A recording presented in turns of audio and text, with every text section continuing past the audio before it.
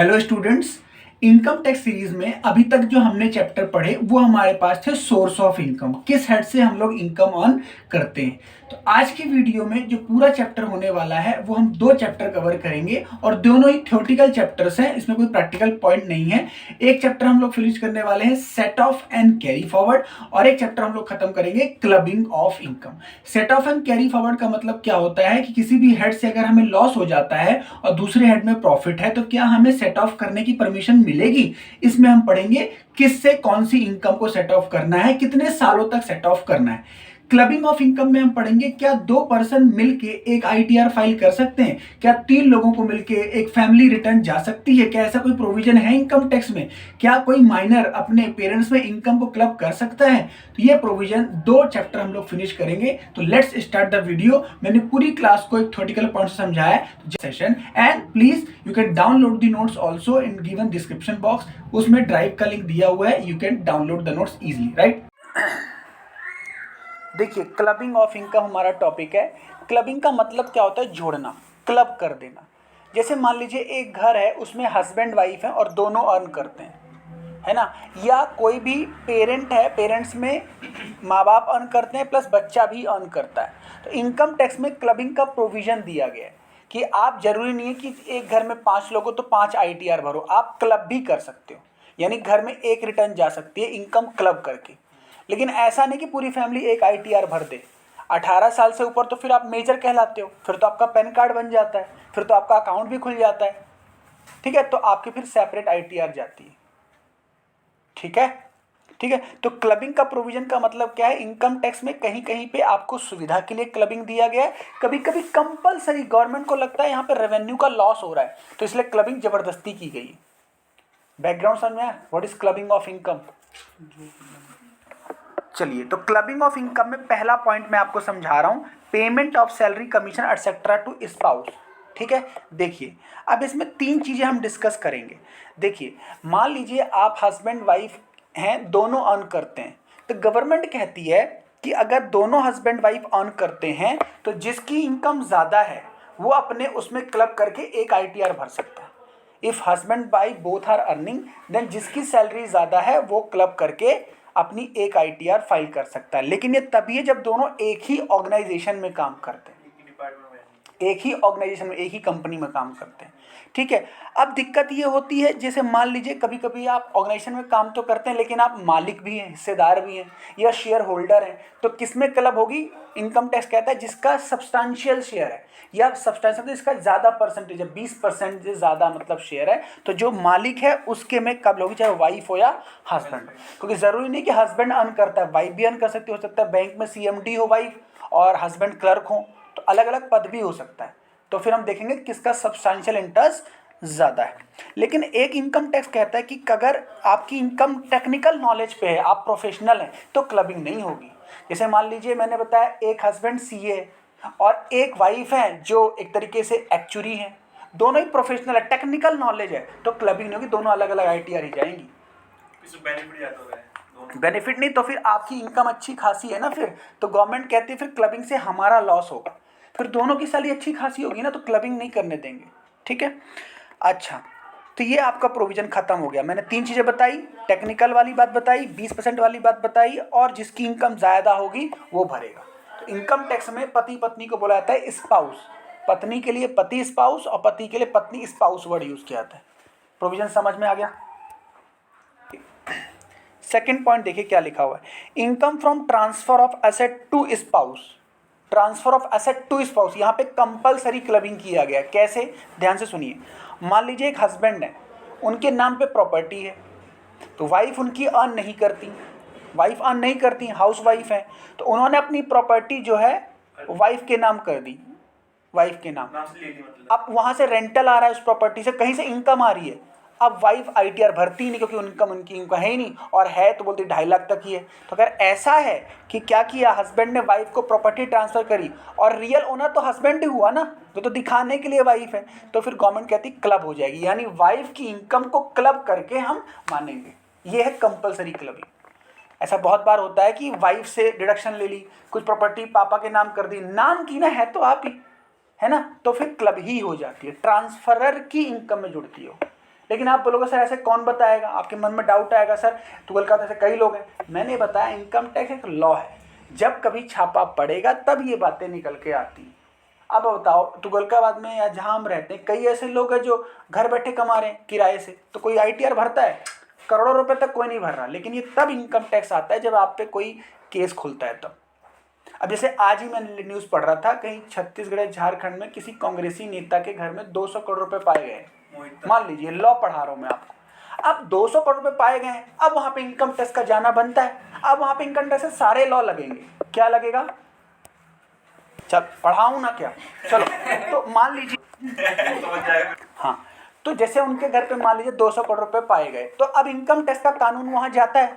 मैंने आपको पढ़ा है unexplained money, undisclosed income, 60% flat tax, उसके ऊपर सरचार्ज, और उसके ऊपर फिर ये सारे प्रोविजन आपके नाम में कहाँ प्रॉपर्टी किस किस का, अब सारे इनकम टैक्स के प्रोविजन पे लग जाएंगे। फिर गवर्नमेंट हाँ अनएक्सप्लेन इनकम पे 60% का टैक्स। ठीक है, तो यहाँ पे मैंने आपको बताया इनकम ऑफ ट्रांसफरर के उसमें जोड़ता है, ट्रांसफर ही नहीं, ट्रांसफर ही सिर्फ नाम का मालिक है। ठीक है, देखिए इसमें क्या लिखा है, income from such asset will be deemed to be income of transfer if asset has been transferred, ये मेन वर्ड है, if asset has been transferred without adequate consideration, यानी आपने किसी के नाम में कर दी, उससे पैसा लिया ही नहीं या ना के बराबर लिया, तो मालिक तो आप ही हुए ना, आपने तो सिर्फ दिखावे के लिए किया। तो इस केस में दूसरा देखिए फॉलोइंग आर एक्सेप्शन, मतलब अगर मैंने वाइफ के नाम एसेट कर दिया, किसी के नाम कर दिया और पूरे पैसे ले लिए, लिखा हुआ है पॉइंट फुल कंसिडरेशन, तो ये केस नहीं लगेगा, चाहे फैमिली हस्बैंड वाइफ ही क्यों ना, फिर वाइफ के नाम में इनकम है। दूसरा लिव अपार्ट, पहले हस्बैंड वाइफ थे लेकिन अलग अलग रहने का फैसला कर लिया, तो जिसकी प्रॉपर्टी उसके नाम, फिर क्लबिंग नहीं। फिर उसके बाद बिफोर मैरिज मतलब कुछ लोग लिव इन में पहले रहते हैं फिर मैरिज करते हैं, तो अगर लिव इन के टाइम में प्रॉपर्टी ट्रांसफर करी तो लिव इन से पहले की इनकम अलग अलग ही काउंट होगी, तो वहां पे क्लबिंग नहीं है। ठीक है, नेक्स्ट देखिए income from asset transfer to daughter in law, daughter मतलब बहू होता है। अब ससुर जी क्या कर रहे हैं, फिर से वही दिखावे के लिए प्रॉपर्टी किसके नाम पे कर रहे हैं, बहू के नाम पे, तो फिर वही बात, वही 3 वाले पॉइंट अगर है तो नहीं, वरना अगर दिखावे के लिए तो प्रॉपर्टी किसकी मानी जाएगी, ससुर की ही, उन्हीं की इनकम में क्लब होगी। ठीक है, देखिए क्या लिखा है, any individual transfer asset without adequate consideration to daughter in law then income will be clubbed in the hands of transferor. ठीक है, नेक्स्ट देखिए ये है main important, income of a minor child.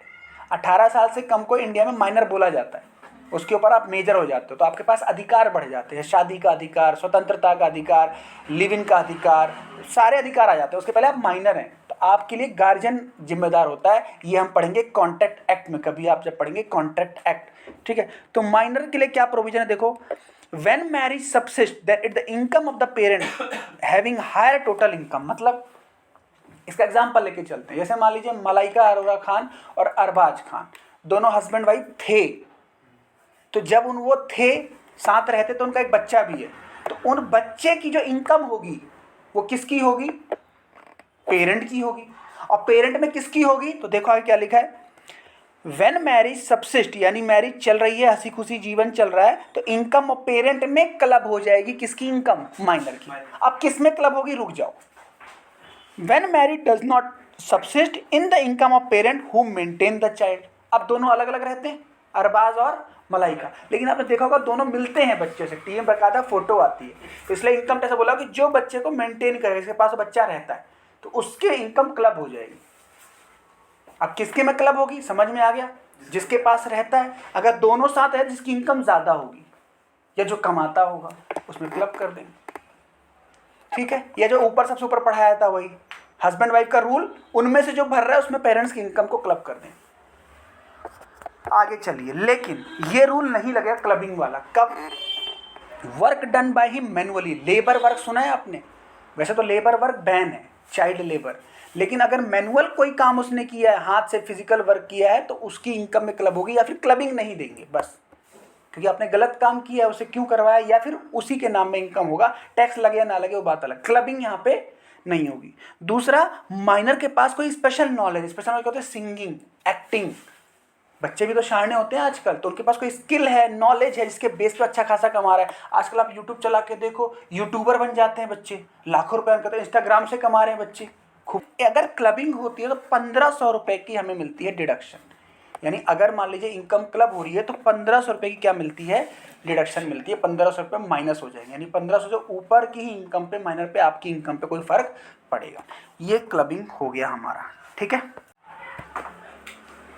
Set of and carry forward of losses, क्या कहता है chapter, दो चीजें अलग अलग है, set of and carry forward. Set of का मतलब क्या होता है, मैंने आपको पढ़ा है 5 सोर्स ऑफ इनकम होती है, there are 5 sources of income. हो सकता है आप किसी सोर्स में कमा रहे हो, किसी सोर्स में गंवा रहे हो, लॉस आ रहा है, तो इसे बोलते हैं सेट ऑफ करना। जहां से आपने कमाया है माइनस कर दो जहां से आपने गंवाया है, income would be set of from the losses, net income, ये फैसिलिटी को बोलते हैं सेट ऑफ। कैरी फॉरवर्ड क्या होता है, आपने 5 लाख कमाया लेकिन 20 लाख गंवा दिया, तो 15 लाख का गंवा दिया नेट, उसको भी अगले सालों की इनकम से माइनस करवाने को बोलते हैं carry forward of losses.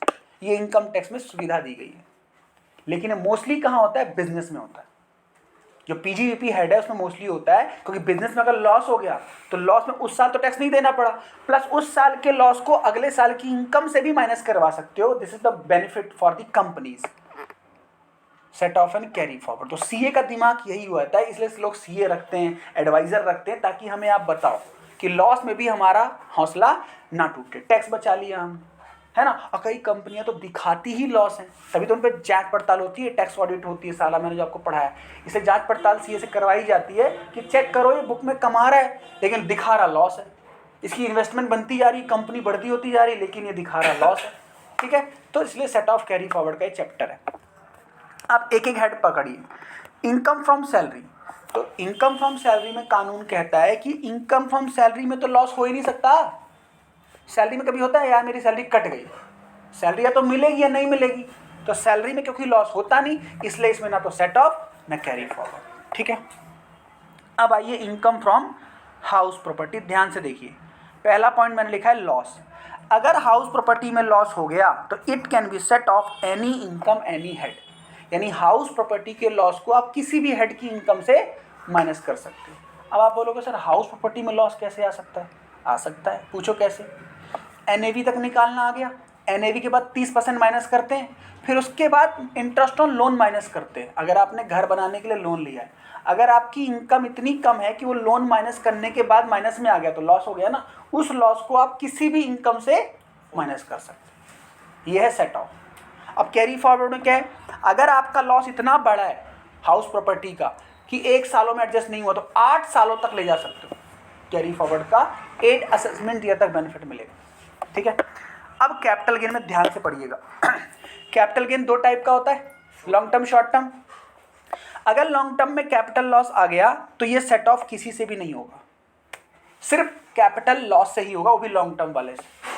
Sir दोबारा, अगर लॉन्ग टर्म कैपिटल एसेट हुआ, मान लो बिल्डिंग मैंने बेची लॉस हो गया, तो बिल्डिंग वाले कैपिटल लॉस को सिर्फ दूसरे कैपिटल एसेट से ही सेट ऑफ कर सकते हो, लॉन्ग टर्म वाले से, और कहीं से नहीं। इनकम सैलरी हाउस प्रॉपर्टी कहीं से भी नहीं। और अगर इसमें लॉस इतना बड़ा आ गया तो ये भी 8 सालों तक क्या हो कैरी फॉरवर्ड, लेकिन सेट ऑफ भी किससे होगा, लॉन्ग टर्म कैपिटल गेन से ही होगा, ठीक है।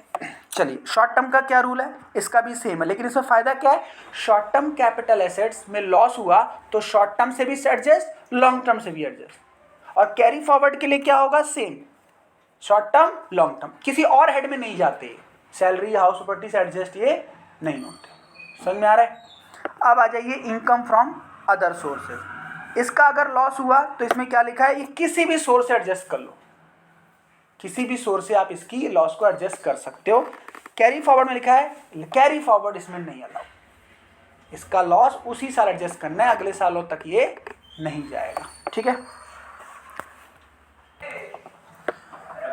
Profit and gains from business और प्रोफेशन, ध्यान समझिए, इसमें ABC 3 पॉइंट पढ़ेंगे। पहला आया है लॉस आपका बिजनेस से है, और बिजनेस कौन सा है, loss from owing and maintenance of horse. ये एक बिजनेस होता है हॉर्स रेसेस का, इसमें बहुत पैसा होता है, सट्टा बाजारी टाइप में होता है। हॉर्स रेस होती है ना, घुड़सवारी का बिजनेस, ये विजय माल्या का बिजनेस था। एक अब पता नहीं है कि नहीं, मुझे याद नहीं, विजय माल्या थे, उनका एक तो बिजनेस था एयरलाइंस का, किंगफिशर एयरलाइंस, और एक वो किंगफिशर का सोडा आज भी आता है ना, और भी उनके मैगजीन वगैरह बहुत सारे बिजनेस थे, तो उनका हॉर्स रेस भी अच्छा खासा था। तो इसमें अगर लॉस हो जाता है तो क्या लिखा है, it can be set off only against income from the same source. Horse race से ही होगा, नहीं है तो भूल जाओ। कैरी फॉरवर्ड अगर होगा तो 4 असेसमेंट ईयर तक होगा, और सिर्फ किससे होगा, हॉर्स रेस से ही होगा। और किसी बिजनेस से नहीं होगा। समझ में आया? एक होता है पूरा स्पेकुलेटिव लॉस। ये क्या होता है? Share market. शेयर मार्केट में लॉस हुआ तो सेम सोर्स ही होगा। सेम सोर्स मतलब स्पेकुलेटिव। और कैरी फॉरवर्ड में लिखा है सेट ऑफ 4 सालों तक, और सिर्फ किससे होगा? स्पेकुलेटिव इनकम से ही होगा। जैसे मान लीजिए शेयर मार्केट में ना बोली लगती है, फ्यूचर्स, शेयर्स, ऑप्शन, इंट्राडे, ऐसे लोग लगाते हैं, लॉस हो जाता है। आपने आईटीआर फाइल करी, बोला मुझे इस साल लॉस हो गया 1 लाख रुपए का, तो कैरी फॉरवर्ड अगले साल की इनकम से, लेकिन इसी स्पेकुलेटिव से ही अगले शेयर में करोड़पति बन गए। ठीक है, तो वहाँ से 1 लाख माइनस कर देंगे। नेक्स्ट आते हैं 35 AD बिजनेस। ये मैं आपको समझा देता हूँ, मैंने आपको पीजीपी में समझाया था। 35 AD बिजनेस एक प्रकार का बिजनेस होता है जिसमें सरकार ने एक लिस्ट बना रखी है कि अगर आपका ये बिजनेस है, जैसे पाइपलाइन का बिजनेस बताया था, हॉस्पिटल और होटल, इतने कैटेगरी वाले, या बी कीपिंग का, एग्रीकल्चर का और वेयर हाउसिंग का, मैंने ऐसे बिजनेस बताया सरकार प्रमोट करती है जो हमारे यहाँ पे दुर्लभ है ना, फ्रीजर वगैरह का। वो बिजनेस में आप करते, देखो कितना अच्छा बढ़ावा देती है। It can be set off against the same source, पहली बात। दूसरी बात, it can be carry forward for indefinite period, जब तक। तो इसीलिए लोग बिजनेस 35 AD वाला करते हैं। अगर लॉस आ गया तो सेट ऑफ करते जाएंगे, हमें कोई लॉस कभी टैक्स देना ही नहीं पड़ेगा। तभी फिर सीए वगैरह चेक करते कि लोग इसमें फ्रॉडलेंट कर रहे थे, लॉस दिखाते रहते। ठीक है। अदर लॉसेस, इसके अलावा कोई और बिजनेस से लॉस हुआ तो क्या लिखा है? It can be set off against any source और any head except income from salary. मतलब कोई और बिजनेस आप करते हो जो मैंने ऊपर 3 पढ़ा उसके अलावा, तो किसी भी सोर्स से कर लो, किसी भी हेड से कर लो, सैलरी, हाउस प्रॉपर्टी, लेकिन सिर्फ सैलरी से मना कर रखा है। ठीक है। कैरी फॉरवर्ड में क्या लिखा है? 8 सालों तक करेंगे, और किससे करेंगे? अगेंस्ट एनी बिजनेस इनकम, किसी बिजनेस से कर लो। बस ये हुआ आपका, क्या हुआ? Set of and carry forward का रूल। ठीक है।